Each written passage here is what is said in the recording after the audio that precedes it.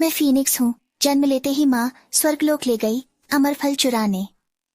शश, ये निशा देव का रत्न है और खाओ। यह कहकर वह सिर झुकाकर बड़े चाव से खाने लगी। बेचारी मैं, मेरे तो अभी दांत भी पूरे नहीं आए थे। मैं बस पेड़ पर लगे अमृत फल को ललचाई नजरों से देखती रही और उत्तर पश्चिमी हवा में लगातार होंठ चबाती रही। मेरी माँ, जो दानव लोक में अपनी अजीब हरकतों के लिए मशहूर थी, उसमें फीनिक्स जाति की कोई शान या नजाकत नहीं थी। वह या तो चोरी छिपे खाती रहती थी या हर जगह अपनी संतान छोड़ती रहती थी, जिसके कारण मेरा रक्त इतना मिला जुला था कि मैं पैदा होते ही इंसान बन गई। माँ ने देर से जाना कि कुछ गड़बड़ है। सुनहरे लाल पंख मेरे गालों को छू गए। ये लाल लाल नन्हा सा मेरा ही बच्चा है, पंख भी क्यों नहीं है?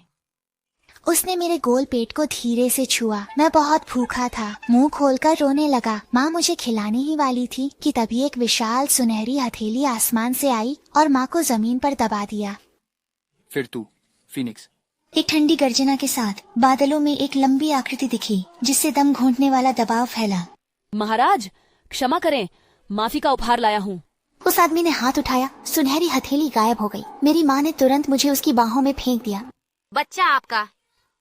उसकी बात खत्म होते ही वह रोशनी की किरण बन घबराकर भाग निकली। रात के सम्राट ने मुझे हवा में उठा रखा था। मेरे छोटे पैर बेतरतीब लात मार रहे थे। उसकी भौहें तन गई थीं। वह मुझे ऊपर से नीचे तक देख रहा था। हम फीनिक्स बच्चे, तेरी माँ ने खूब मुआवजा चुना है। मैं भूख से बेहाल था और फिर से रोने को हुआ। ये तियानदी ने मुझे बेमन से अपनी गोद में ले लिया। मैं तुरंत ही उसकी कमीज में घुस गया और मेरा छोटा मुंह दूध ढूंढने लगा।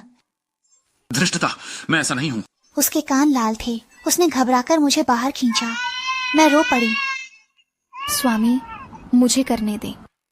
एक गुलाबी अप्सरा ने झिझकते हुए कहा। ये तियान सम्राट ने तुरंत मुझे उसे थमा दिया। दूध की महक आते ही मैं रोना बंद कर लालच से पीने लगा। वह एक तरफ खड़ी मुझे लपक लपक कर खाते देख जटिल भाव से देखती रही। पता लगाओ यह किसका फीनिक्स है, कल ही लौटा देना। 3 दिन बाद मुझे वैसे ही लौटाया गया। महाराज, दानव कहते हैं इस शावक का वंश शुद्ध नहीं, उनके फीनिक्स कुल का नहीं है। पुनः जांच करो। मैं उसकी मेज पर लेटी याचिका कुतर रही थी। यह सुनकर मैंने सिर उठाया, उसे देखकर मुस्कुराई और अपने 2 नए निकले छोटे दूध के दांत दिखाए। उसने मेरे मुंह से कागज खींचा और बदले में मुझे एक दिव्य फल दे दिया। मैं फल खाते हुए रस से लथपथ हो गई। अचानक छींक दी और उस पर फल का गूदा उड़ेल दिया। महल के देव सेवक ठंडी सांस लेने लगे, पर मैंने देखा कि रात के सम्राट ने बस एक शुद्धिकरण मंत्र पढ़ा और मेरे चेहरे से बचा हुआ गूदा पोंछ दिया। छोड़ो, अभी पालते हैं।